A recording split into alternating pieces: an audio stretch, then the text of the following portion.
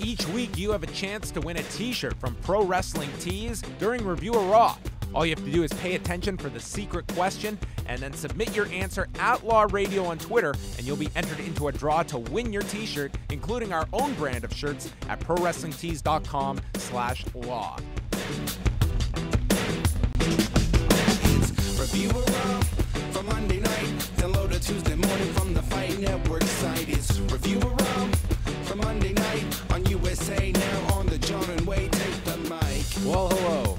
It is John Pollock and Wai Ting, and welcome to Review of Raw from our home base, our beautiful studio.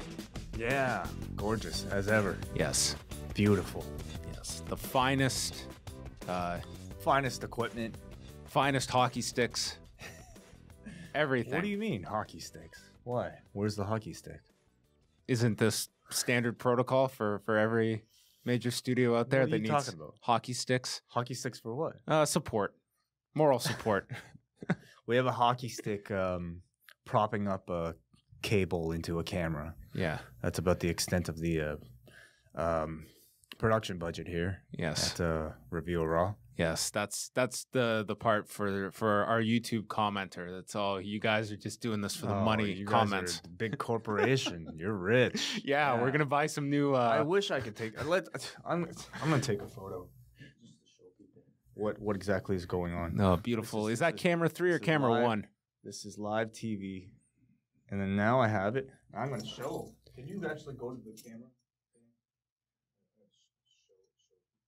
See this? This is what's going on. This is our production. Okay, so all of you YouTube assholes telling us, "Wow, you guys must have a lot of money." Yes.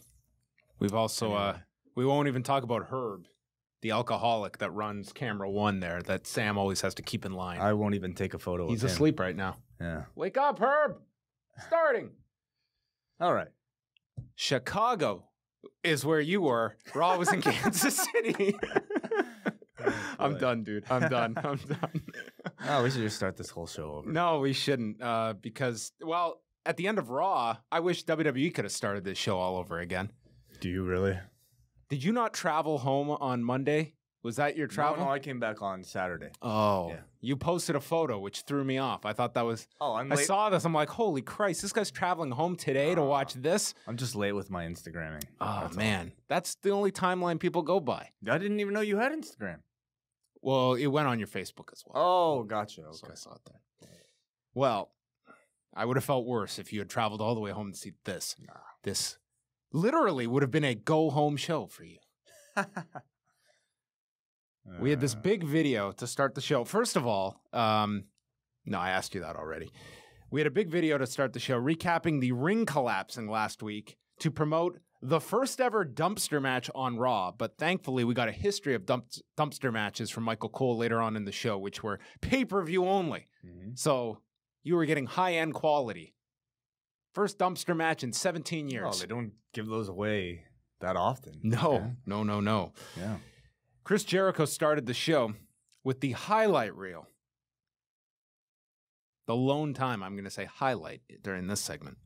He says it's going to be the final version of that show because he's going to go to Payback on Sunday and win the U.S. title, and he's going to go on over to SmackDown Live. And he says it doesn't matter because the people are behind him no matter where he goes, whether it's Raw, SmackDown, or Southpaw Regional Wrestling. Mhm. And he needed a big guest for his final edition. So he's going to be the guest.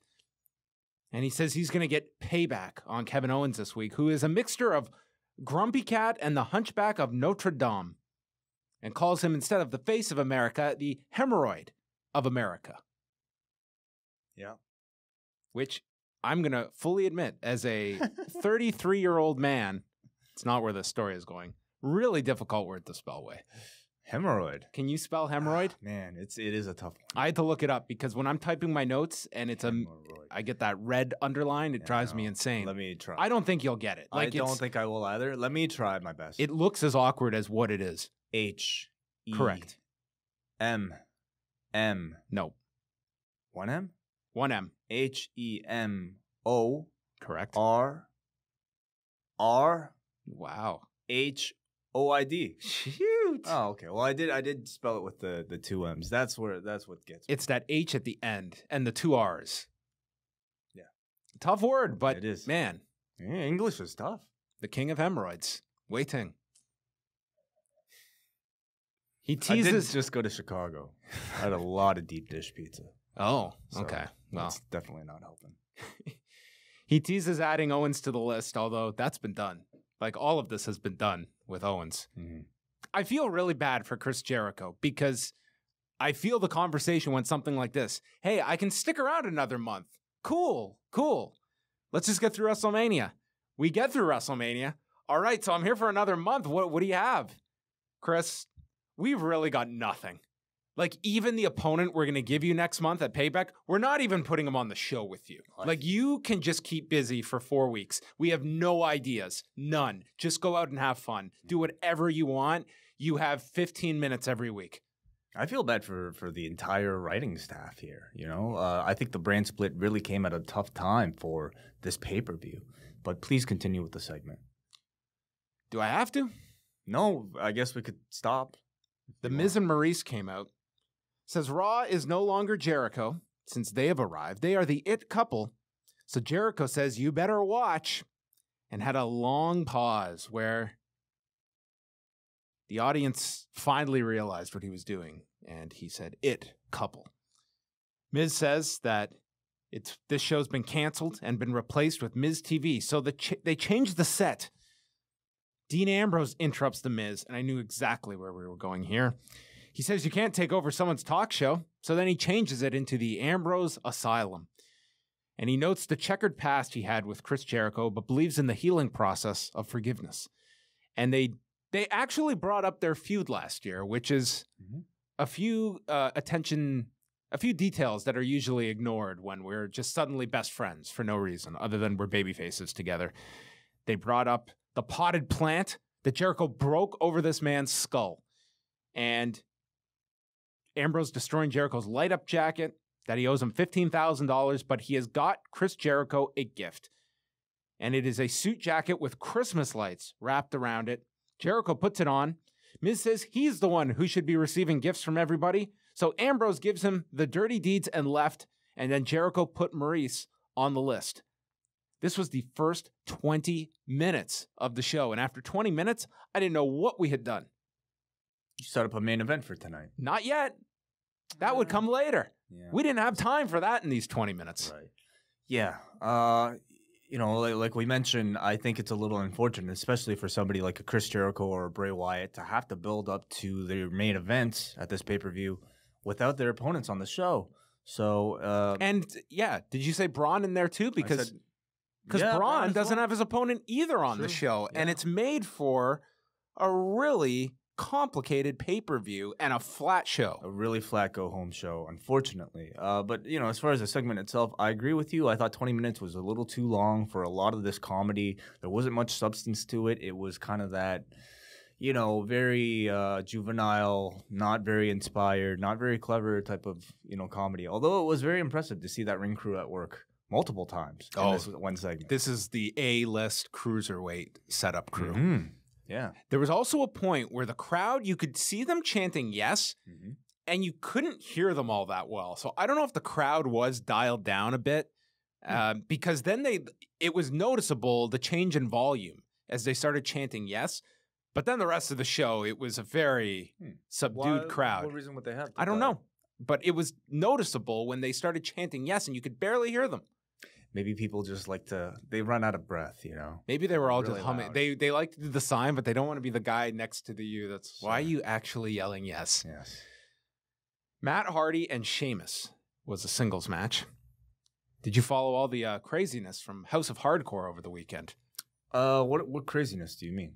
Well, I know the that- Hardys were on the show, then off the show, and then on the show on Saturday, and ended up wrestling Tommy Dreamer and Bully Ray. Anyway, Matt hit a side effect onto the edge of the apron to Sheamus, went to commercial, and Sheamus powered up during the commercial, and he was in full control when they continued the match. Sheamus came off the top with something that was designed as a clothesline, ended up like a punch, and was just a sad mix of both. Sheamus then missed Matt running shoulder first into the post. So I had my bingo card out for this. We had the amazing recovery during the commercial break, running into the shoulder first. Did we get a suicide dive in this?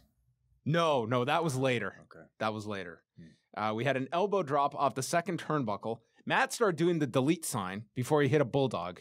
Then he sets up for the twist of fate while continuing to do the delete sign.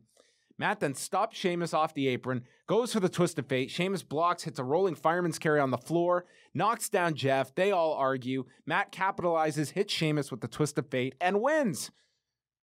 Mm-hmm. Yeah. So it's not even 50-50 booking. It's the champions beating both guys in singles matches going into this pay-per-view. I don't know if I necessarily prefer 50-50 to that, you know. Obviously it's a little odd having challengers continually lose to the champions heading into the pay-per-view match, but I'd rather there be one dominant force rather than, you know. Well, then why is the dominant force giving these schmucks the tag title shot? Because what have Cesaro and Sheamus done for these tag titles? They won that tag team title eliminator. Great. I think they won it. But anyway, you know, the story here, it seems to be that the respect between the two teams is very strong to start off, but it's been dwindling. It's been dwindling ever since 2 weeks ago. But nonetheless, Sheamus continues to shake the hand reluctantly this week of the Hardys. On Sunday, I predict that the Hardys will retain, and that this time... So they're going to win everything. Yes, but I think this time Cesaro and Sheamus will be screwed even more, and that their respect will be completely, you know, turned into hate, and they will ultimately rematch again in a hate-filled rivalry. Oh, you know, the Hardys did this identical respect and then into hate angle with Trevor Murdoch and Lance Cade right after WrestleMania in 2007. This is literally the same thing. Maybe kind of explains the type of writing that we're seeing here. Well, because I think with the Hardys, like, we're seeing a very generic version of the Hardy Boys. Yeah, you know? and people are tiring of it quick. Right, and I hear that Meltzer is reporting that they are working on trying to acquire the broken gimmick. So I can only hope that this very generic version of the Hardys is to only set up a Matt Hardy turn later on. So Cesaro's upset, but Sheamus tells him to calm down. They offer their hands. They all shake hands. The crowd did not want them to shake hands. They want the Hardys to hate these guys. So maybe that is where we will get to. Nevertheless, not a match I can say I'm looking at the clock to see when Sunday hits. Kurt Angle's on the phone bragging about tonight's dumpster match when Miz and Maurice walk in, calling it unacceptable tonight. Bragging about the dumpster match. First time ever on Raw. Way to go, Kurt. He says that they, in reference to Miz and Maurice, are their stars. And Kurt says, well, we solve our problems in the ring. And he tells Miz to go find a partner or a co-star. And it ends with Maurice yelling at Kurt Angle in French, which has to be the new go-to heel heat. Speak in a foreign language to the babyface. It's always been the heel thing to do. But they're going heavy on it now. Owens does it. Jinder does it. Maurice does it. Again, it shows you the type of writing that we've seen on this show for the past 20 years. They'll just go to their old tricks. And one of the old tricks is to shout foreign language, because English is the only babyface language. Maybe they'll. I don't know. I don't have a great example of one they can bring back. Sign language, maybe. Oh wow, that's ultimate. That's white heat. It's where they're just quiet, but you know they're feeling it. Has there ever been a deaf wrestler or a mute wrestler? Yeah, there have been mute wrestlers. No, there's been plenty of mutes, but never one. But a deaf wrestler. Never one that's done sign language. Yeah, that's new territory. Cutting a promo in sign language? Can you imagine that? It's amazing Russo didn't stumble upon something like that over the years. Guy who couldn't hear when the guy quit, so he just keeps his submission locked on, way past, and you can't disqualify him. That would be discrimination. Who can't? I guess you could tap. What am I saying? You can't say "I quit" if you're mute. So an "I quit" match with the mute wrestler to the death. We should book this show. Be like that. There was this fight in Russia last week where it was Mikhail Falcao who just got murdered, almost. And it was like one of the most egregious referee jobs you have ever seen. He let this thing go like probably 90 seconds after it needed. Too much MMA. Too much MMA. Let's move on. We got a SmackDown promo built around the man that's going to open up the show, the artist known as Shinsuke Nakamura, which is his new tagline. Mm-hmm. The artist known as. It's been a year since Prince died. Maybe that's why. It's got to be. Mhm. Prince-ke. I love it. You turn it into a symbol. And Naomi against Charlotte for the women's title. That is happening on SmackDown. Neville and TJ Perkins took on Austin Aries and Jack Gallagher. Aries and Gallagher tossed both to the floor. Match began during the break. Aries came in, went after both. There was a slingshot senton onto Neville. Then he back body dropped Neville over top Perkins to the floor, then hit a lope to both men. Last chancery is applied to Perkins, but Neville made the save, and then Neville hit a pair of spin kicks to Gallagher, who came back with a headbutt to the chest, spun Perkins around for a forearm by Aries, and then the discus 5-arm, and afterwards Graves explained why it is called the discus 5-arm to Booker T, who seemed genuinely amused by this anecdote. And Aries and Gallagher win. Good match. I thought Aries looked great. Again, you're kind of dealing with the same type of crowd that you are for the cruiserweight matches, and unfortunately, even though Aries and Neville is by far the two most interesting characters in the division, this feud hasn't necessarily kind of picked up that much attention. I would say in the grand scheme of things. So I think in order for them to really spike attentions, I see Aries actually winning the title on Sunday so that they can do another rematch. Yeah, that's possible. Yep. There's no one set up to be a future challenger unless our man Kalisto is getting the big cruiserweight push after tonight. I don't even know if he's going to be in the cruiserweight division. No, he's not part of it yet. I feel he ultimately should end up there. Should, yeah. Well, then it's time. Speaking of. For the dumpster match, yeah. Which thankfully JoJo is in attendance to explain how this works. You've got to get your opponent into the dumpster. Mm-hmm. Great. But you don't have to close the lid, though. Apparently not. This is not like a casket match. It's kind of stupid, as we will get into. Strowman comes out and calls all of the fans trash, so that when he stuffs Kalisto into the dumpster, it's like he's stuffing all of them in there, especially Roman Reigns. Mm-hmm. So as much as people want to take to this guy, they do not want you to take to this guy. They are fighting the reaction that he is getting. Yeah, he definitely came across like a heel on this show. Yeah. Kurt is in the back giving a motivational speak to Kalisto, who responds in his native tongue.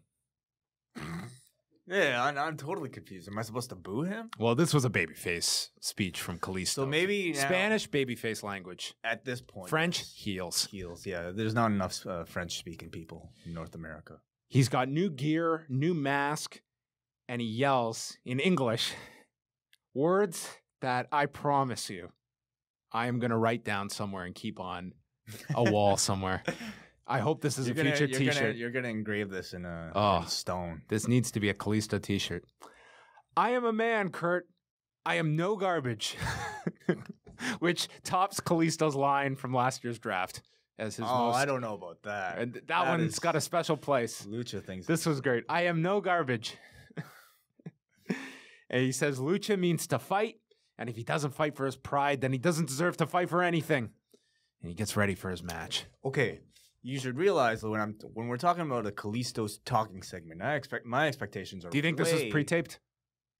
No, I don't. You think this was live? He stuttered. Yeah, he stuttered. So I mean, I also know that they don't really do retakes, even if somebody stutters. So, but I mean, I'll say like Kalisto speaking segments, I have very low expectations for, and as a result, I was actually quite impressed. Not necessarily like I didn't, but like I didn't think he did that. He had a goofy line. No, he was fine. Yeah, and I really liked his new gear. Mm-hmm. And then he also had new theme music, which is like a rave version of his old theme, where the Lucha chant is done in dubstep. Yeah, I guess. This Are- thing are- was an are these- ecstasy pill away from being something you'd hear at 3 a.m. in a I warehouse. don't even know if these things are that popular anymore. Raves and dubs. I don't think raves. I don't even know if they happen. I can't tell you. Honest to God, I don't know. Cole notes the history of the dumpster matches. The first one being at WrestleMania 14 and then at King of the Ring 2000. So we're a few away from the DVD release. Kalisto did this rotation around into a jawbreaker, dove and was caught by Braun, who just tossed him onto his chest. Kalisto was on the apron, and they did the Big Show Benoit spot where he's trying to flip Braun over into the dumpster, but got stopped. And really got the crowd with that. The crowd was buying into those near falls. Yeah, You know? they were thinking the same thing as Kalisto. We are no trash, Mm-hmm. as Braun accused them of being. The crowd was chanting, "We want Roman. Roman sucks." They go onto the edge of the apron, and Braun presses him in the air. Kalisto hops off, gets yanked back up by Strowman, and then he drop kicks Braun in the knees, and Braun falls into the dumpster, and the match is over in 5 minutes and 8 seconds. And Braun just looks around like, that's how this match ends? Oh, you don't have to close This the lid? signals defeat? I have touched this dumpster? Fans did not like this finish. Strowman just steps out. Why do you think fans didn't like it? What do you mean? I think they didn't looked see at it as a very flat finish. And I think they wanted Braun to kill this guy. I don't know about that. I don't really agree. I mean, if anything, maybe the finality of a closing the lid might have actually helped. But I thought this finish was surprising, and I thought it was surprising in a good way. Strowman then stepped out, destroys Kalisto in the ring. We got this close-up of Strowman with snot all over his face. He chokeslammed Kalisto, threw him into the barricade, and then tossed him into the dumpster, closed it, and then he brought the dumpster up to the ramp, ties it shut, and then he's eyeing the floor from the stage. Momentarily walks to the back and then just returns and shoves this thing off the stage. And when I say off the stage, I'll be generous and say it was 3 feet. This was not the Cactus Jack Terry Funk drop. But this was a big angle. Mhm. They stretchered out Kalisto after the break. The announcers were in their somber mood. And then their spirits were lifted by a Roman Reigns video package. But all in all, this to me is Braun Strowman, in their belief, can lose all of these matches, but he gets over with these big angles. Yeah. And I found the booking really interesting here. You know, like you have Braun Strowman, who you've been putting so much behind over the past few weeks. Probably your biggest project in the company right now is to get Braun Strowman over, and to have him lose, even on paper, to Kalisto in a match like this, I think was really kind of like daring. You know, the booking to do. And I have to wonder if this was a plan even from last week. You know, like did they film that segment of Braun throwing Kalisto in the trash?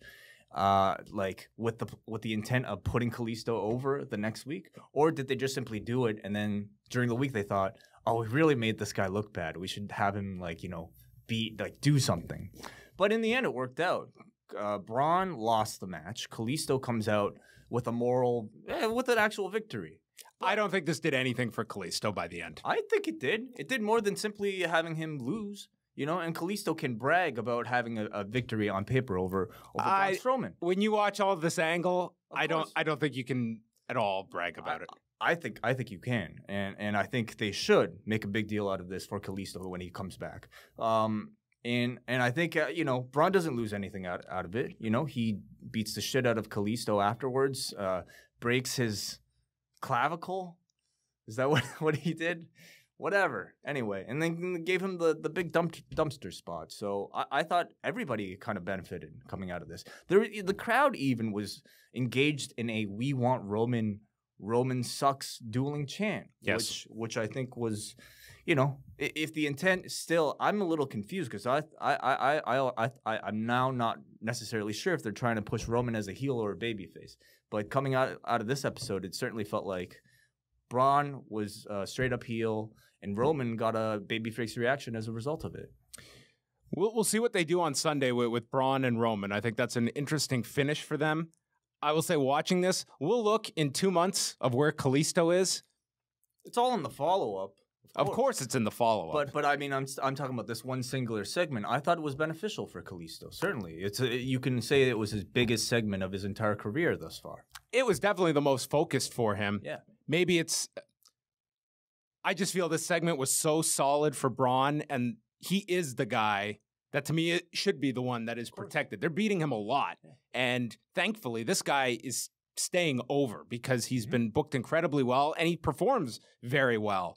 So 2 months from now, if Kalisto's right back where he started, then I question why Braun just didn't beat him to begin with this destruction.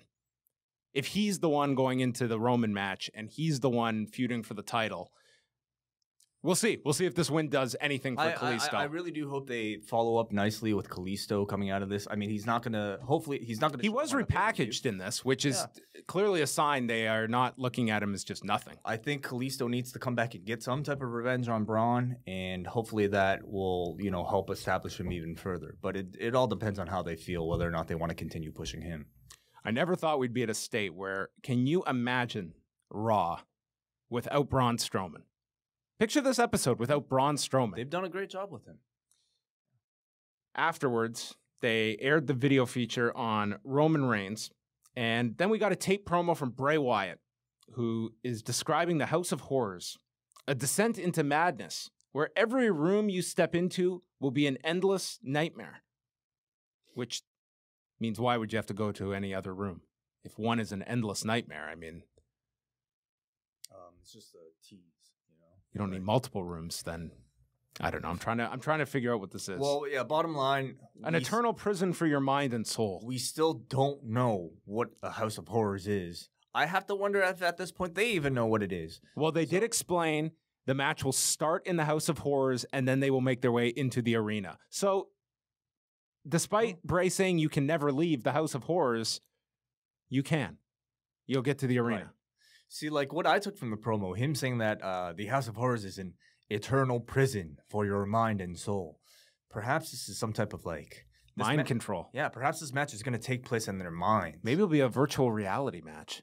They'll have with those VR goggles? Yeah. With the Google Cardboard? Yes. And the match just with them looking at the cardboard. Okay, maybe. Or maybe they're just going to be in the ring staring at each other for 20 minutes. 'Cause it's a mental... mind game match. First to blink. 20 minutes? They could do it. Is there any way this doesn't suck on Sunday? Is there any way they have a genius idea for this? Well, I mean, if the WrestleMania match is any indication. They're starting low. I want to see more of that craziness. I want whoever came up with the projector thing that ultimately bombed completely, give him full creative control. Don't even have Vince look over it in the end. Just let this guy's idea. It could be Vince, actually, for all I know. It actually probably is Vince. Just let him run wild with crazy ideas. The payoff to that Randy Orton match at WrestleMania was his Wizard World Q&A after. That was the best. Riding the sperm. It just completely calls it out for what it was. It's a giant sperm. Yeah. Dana Brooke took on Alicia Fox. This match came about after a conversation last week, says Michael Cole. Emma came out, I guess, to scout Alicia Fox's Kimura she was trying to apply. Dana sidestepped a scissors kick and lifted her onto her shoulders and hit, quote, her version of the Michinoku driver, which involved Fox landing really hard on the mat and Dana pinning her in 1:22. And then Emma hugged Dana after the match with Dana confused. Yeah, I mean, it was a cold match, but I think that's also because the story hasn't really had much development yet. It was based on a conversation last week. Yeah, there's really we'll see where it goes. None of the characters involved are really over at all. There was no mention of the Alicia Fox angle last Tuesday. 205 Live doesn't really exist. It doesn't exist on this show. Yeah, I mean, if the ropes are purple, then you can talk about it. That's true. That's true. We were out of the purple haze. This is when the announcers explain the House of Horrors that it will end in the arena, but nothing here in the graphics stating it's going to be a title match. Huh, you're right. So I don't think it is going to be a title match. Yeah, it's probably not. I think a lot of people are going to be confused if Bray wins this match and it's not a title match because that's hardly been made clear. Right. And then they plug that if you sign up now, you will get Payback, Takeover, and Backlash with your 30-day trial of the network. Charlie's backstage with Samoa Joe, Carl Anderson, and Luke Gallows. They're going to take on Rollins, Enzo, and Cass tonight. And Anderson and Gallows have known Samoa Joe for a long time, and they've learned ways to torture that butt nugget, Enzo Amore. That butt nugget. Gallows says everything that comes out of their mouth is garbage, and Joe says he shredded one of Rollins' ligaments and may come for the rest tonight. Cass and Enzo make their entrance, but they get attacked by Anderson, Gallows, and Joe, who come out of the WWE universe. Yeah. It gets me every time. Like a meteor. Yes. Who's that? From the WWE universe. Yeah. Joe drags Cass into the audience, and then the Magic Killers hit to Enzo. Rollins runs out, fights all three. Cass returns. They clear the ring. Enzo is out on the floor dead, so Kurt comes out and gives them a new partner in Finn Balor. Yeah, so we got Finn Balor versus the Club. Yep. For the first time on Raw. I wish that they had made a bigger deal out of that. Cole did mention it, but it was only basically pretty much in passing, you know. But I feel like for the people that I think are aware of it, this was an interaction that I think people are looking forward to. What will Finn Balor do when confronted with Gallows and Anderson? You know, will he tease that he might join the Club or will he not? And with this, we basically kind of threw all that away. He's on the other side. He's going to fight them. They're going to have a match, and that's it. So I kind of wish that they made a bigger deal out of it. Imagine sitting down with Vince McMahon and explaining this history. Showing him New Japan World tapes. The what? Is that a gang? Some guns? Joe, Anderson, and Gallows against Rollins, Balor, and Big Cass. They wore down Balor. Gallows then super kicked Cass off the apron and then missed an elbow drop to Balor, who tagged in Rollins. He fired up, hit a blockbuster and sling blade to Anderson, and enziguri to Gallows, and then Cass just destroyed Gallows, hitting him with this running boot that I believe it was Graves said was the hardest boot he's ever seen Cass hit someone with. Rollins hit a suicide dive to Joe and Anderson together. Joe comes from behind and starts punching him in his knee. Balor stops Joe, so Rollins, selling these devastating wounds to the knee, does a springboard clothesline. Like, why even do the knee spot what about then? His finish? Yeah, then he did this. He went for the pedigree, but then stopped, said, yeah, take this knee. He grabs him by the wrist, flips him around, and hits a flying knee. It's like the knee maker. The knee maker, yeah. The sprain maker. The sprain maker. Yeah. Wins the match at 5:56. So this is Seth's new finisher. Yeah, I'm going to use my injured knee to attack you. Well, you know what they say, like, if you know what doesn't break you makes you stronger. So his knee is probably as strong as it's ever been. Right. It's like Lex with the bionic elbow. Maybe he's just got a metal implant in the knee. So this match was just a setup for Joe and Rollins on Sunday and our kickoff match. This was the angle for our kickoff match. Enzo and Cass against Anderson and Gallows. Exciting. Yeah. Hey, so Balor's not doing anything. Didn't you hear the kickoff segment? He's on Miz TV. Yeah. The answer is no. He is not doing anything. Something. Yeah.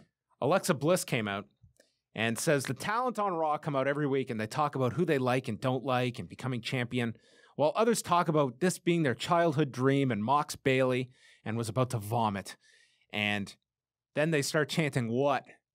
And Alexa was not having any of this.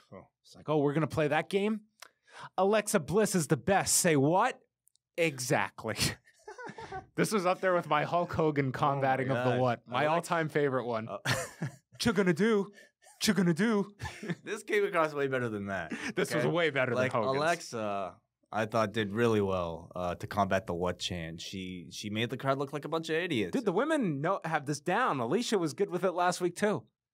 I don't know if you saw this. This was during her dumping angle. Okay, got it. I'll have to go back and not watch that. Don't go. But I mean, Alexa, I continues to impress. You know, she's impressed me on SmackDown, and on Raw, I think she's just carried over that same level of confidence. So she says she didn't come here to talk. She came to Raw to win. So Bayley's out. She knows Bliss is making fun of her. Very astute. Bliss is the kind of person to talk behind your back, she says. But she's not just talk. She knows all the women are trying to take her title and notes that San Jose is her hometown and she will fight with everything to keep her title. And Bliss says she can embarrass Bayley in front of her dad, calls her a daddy's girl and a sheltered child, and then asks if she's ever even kissed a boy. Ouch. So somebody call what's his name? This feels her boyfriend. What's her boyfriend's name? Solo, Aaron Solo. Aaron Solo. The alternate for the CWC last summer. So anyway, she did not bring up his name. And this seemed like it's like taking the Bailey character and, all right. She's a literal little girl. Like she's like Kind of. Like she's like a 12-year-old. Yes. Yes. It's like, oh, well, she's got to be a virgin. It's just she's right where Daniel Bryan was in 2010. Not even a virgin, like not having. Yeah, kids. she's way far away from that. Sasha comes out, and Bliss asks if Sasha writes her love letters. I didn't want to know where this was going. I do. Sasha calls Bliss a troll doll, and Bayley's going to show you up and shut you up. And then Sasha challenges Alexa to a match. Alexa says, no, I've got a match on Sunday. Calls Sasha unhinged. Sasha strikes her. She falls to the ground, and Cole says, well, Alexa's got a match next. This was not agreed upon by Alexa, but she was just sent into this match, which was quick. Sasha hit the double knees off the turnbuckle. Bayley says Sasha is on commentary, by the way. Bayley says Sasha has to earn a title match, but she'd be happy to give her one. Bliss rolls to the floor after a bank statement. She gets to the rope and just gets counted out in 2.5 minutes. Bayley grabs her and goes to pull her back, but Bliss runs backstage. Bayley turns her back, gets hit by Alexa from behind, and then Sasha chases Alexa away to check on Bayley. I didn't mind the finish so much on this TV show, simply because I feel like there are only so many. I thought the champion. I thought they just could have had the challenger lose. That seems to be the theme of Payback. I mean, okay. I get it. But I didn't mind it because I feel like you can't really give away Alexa versus Sasha just yet. You know. How long do you think they'll hold off on that? Do you think they can hold off on it till SummerSlam? Well, I see Sasha turning, so you might not even get it until one of them turns back, which might not be until next year. So actually, if that's the case, maybe you'll get a match immediately and have one of them win. But I feel like Sasha here is kind of laying it a little thick that she's palling up against Bayley, so that the term is probably coming very soon, and it should be big. Jericho and Ambrose were in the locker room, and Ambrose is noting that the past is the past, and he knows he's on the list. And Jericho explains no one is ever taken off the list, as Ambrose wanted. He says it's in pen. He says that Ambrose still owes him money, and that he got powerbombed onto thumbtacks. Anyway, they talk, and finally, he takes Ambrose off the list.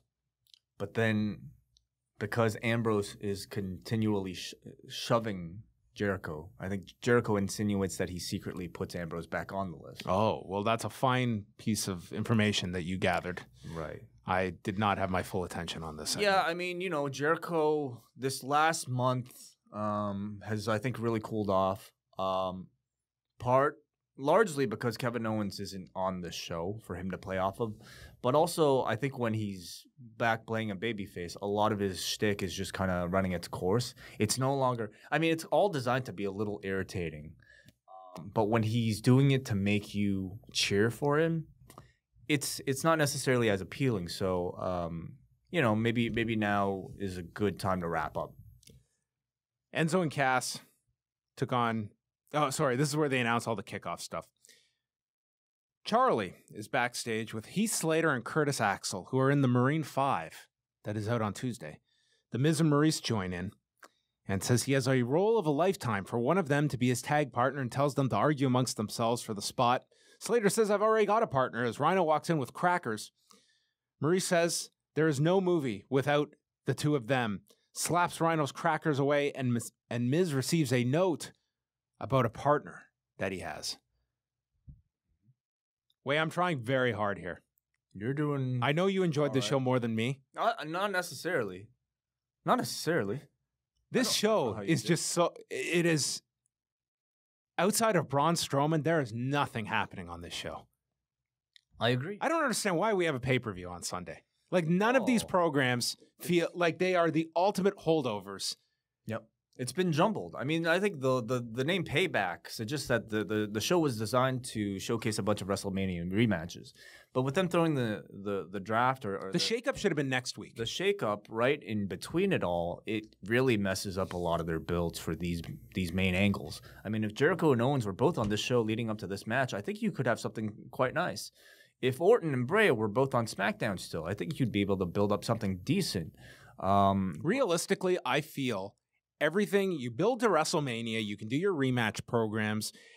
And I would want to make, in June, Money in the Bank is a co-brand pay-per-view where you can set up the briefcase, and then coming out of Money in the Bank, setting up for the summer is when you do the draft every year. That would be, I think, the best timing because you still have a lot of momentum after WrestleMania. Second of all, you have the call-ups, which is like a mini draft in and of itself where you have new faces to get across. So just doing the shakeup, it immediately takes a lot of emphasis away from your call-ups. Right. And I think June, right after Money in the Bank, someone's got a briefcase. That's someone both brands want. And then you go into the summer with the shakeup. I understand the idea of kind of having WrestleMania be your season finale and having the new season start right after WrestleMania, which is why I think they decided to do the shakeup right afterwards. But because they decide to promote this payback show, if you are going to do a shakeup right afterwards, right after Mania, you can't announce any matches for payback prior to that. So I'm sure it was a curveball for a lot of the creative involved. And I'm sure next year they'll learn from it. I could hope. Like I would say this drastically. Owens and Jericho was an awesome feud, but at the end of the year, if you're arguing it to be one of the feuds of the year, this month has taken it down significantly. Significantly this last month, where it's turned into nothing. It's just 4 weeks that you did not need on top of this. So Curt Hawkins is in the ring as we move on. Who is ready for a heaping helping of Hawkins? The Triple H. He says every week a star is born on his segment. Big Show, Finn Balor, and the Star Factory is open to anyone, and Apollo Crews wants to be a star. He comes out to have a match with Hawkins, and short match, Crews hit a vertical leap, landed a drop kick, Hawkins hit a back suplex, and then Crews did a drop kick, kept up Enziguri, and then the spinning sit-out powerbomb for the win in 2:09. And then Titus O'Neil came out to celebrate with Apollo and took a selfie with him. One of the further issues with this build towards payback is that they have so many new faces that you have to try to get over. As a result, we're seeing a lot of chapter ones in what are supposed to be, new storylines and new angles. We're seeing it with Dana and Emma and whoever, and we're seeing it here with Apollo Crews and Titus O'Neil, who, again, are not established enough nearly for any type of reaction from the crowd to be felt. So you need some about the authors instead of chapter one. Ah, sure, yes. We don't know anything about this guy. Thank you, yes.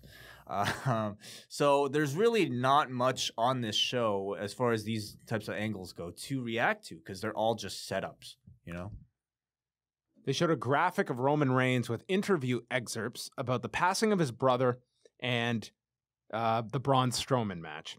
And another video on Reigns and Strowman.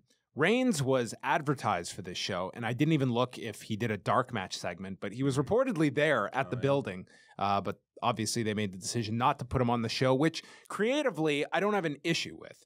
Me neither. Like, he was selling that angle, so I can't fault it. That he wasn't on this show. But when you add it to the other programs we mentioned, it's made it very difficult to build up this show. Yeah. Though Strowman and Reigns, to me, is not a program that has suffered. That's the one match I'm looking forward to on Sunday. I don't think so either. And I'm also I would be curious to know how he would have been received on this show because there were it was a very 50-50. I would even say 60-40 pro Reigns type of crowd. So I feel like this would have been a week where he would have had a good babyface reaction, or as good as it could have been for him. Kurt Angle is in the back with Austin Aries, who's suggesting an idea for the main event of 205 Live and hands Kurt a banana. They're doing Jack Gallagher against Neville, so I imagine he'll be the ref for something. And then Kurt walks up to Miz and Maurice. They have a partner. Elias Sampson walks by. Kurt thinks that's the partner, but Miz explains he doesn't even know who that is. Which takes us to our main event of this very long show. Dean Ambrose and Chris Jericho. And then the Miz comes out, and he calls for his partner. No one comes out, and he explains his partner's late, so he's going to have to cancel the match. Kurt comes out saying the match is going to happen whether he has a partner or not. So for the next 10 minutes, we got a 2-on-1 match with the baby faces against the one heel. This was tough. Who at times had the upper hand on the two baby faces. It was tough. How did they come up with this? These are supposed to be the brightest minds in the industry, Way. Yeah. For the main event of your flagship show. And this is what they closed the show with which was not a hell of a payoff at the end. For all of you out there upset about my nitpicking, There's no nitpicking to be Giddy found up. here. Oh, well, I guess we'll see. Miz gets double teamed. Miz also has this awful looking bruise down the side of his left leg. Did you see this? No, I didn't. This is kind of nitpicking, I would say. I'm not criticizing that he has a bruise. I'm observing that Oh. if you saw this way, like it looks like he got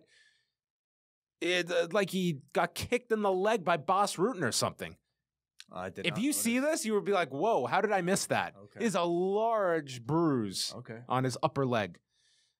They chanted "stupid idiot" at the Miz.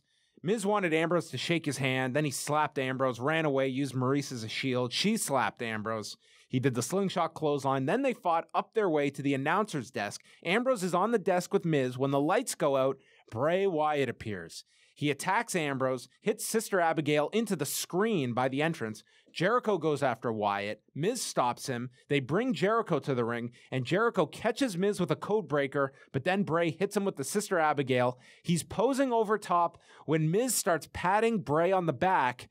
So Bray hits the Miz with Sister Abigail. The crowd, of course, cheers this as Bray goes off the air yelling, "Follow the buzzards."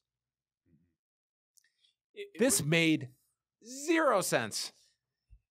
The whole thing is really tough. You're trying to promote a Bray Wyatt match without his opponent on this show. He went off the air with this guy as a pseudo babyface. You didn't really. I mean, He just took out the Miz. Of course, but the idea, I think, is to show off Bray as this badass. Wow, he can't be trusted. He doesn't even like the other heels. You know what I mean? That's the idea. Did it work? That's definitely arguable.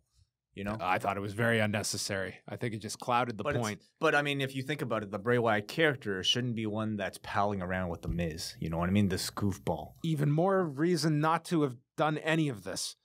What are you gonna do? You don't have Randy Orton on the show, but you got to promote Bray Wyatt in the main event. How did this promote the main event? By his presence? Pretty He did his much. promo. Yeah, I That's mean, as much as you can ask just for. Put a bit of a spotlight on him to remind you, wow, this guy's really, really cool, really tough.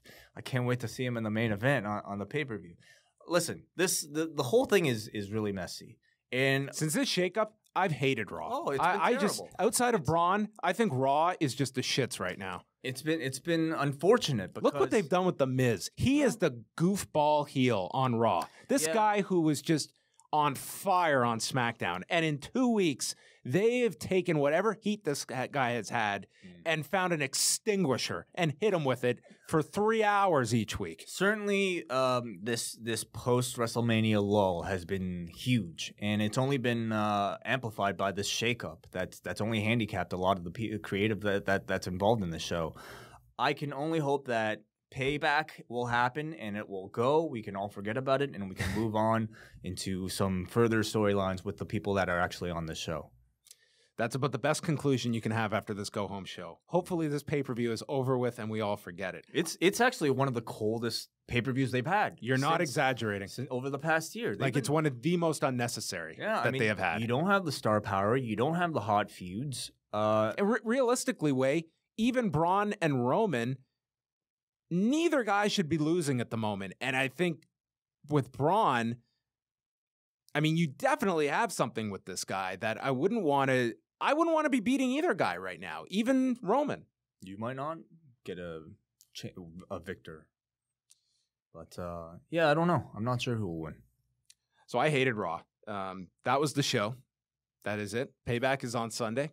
Mhm. And this week, we will chat SmackDown, which I guarantee you, even if it is Shinsuke Nakamura coming out and his new gimmick is that he is just a mute who cannot hear us any longer, it will be a better SmackDown. And he stands in the ring for 2 hours. I'd watch that. I think it'd be really captivating to see Shinsuke Nakamura in the ring I want to see without talking Yeah. and just posing. playing off of the live reaction Oh of the my God, crowd. him just posing for 2 hours. I'd watch that. Certainly will be a better show than Raw. So that's coming up on Wednesday. And it's your return to 205 Live, No. which I know you missed last Boy. week. Yeah. So you have plenty of time to catch up on last week's show, get you all up to date on the saga involving Noam Dar and Alicia Fox. That is going to wrap up the show for us. We will chat with you later this week. Of course, go to youtube.com/liveaudiowrestling. If you watch the video version, pay attention to the secret question. If you tweet the answer Outlaw Radio, you will be in the running to win a t-shirt from Pro Wrestling Tees. And maybe even Way's hat he might even throw in. I don't really have much use for this anymore. No one in Toronto does. So that is it. We'll chat with you on Wednesday.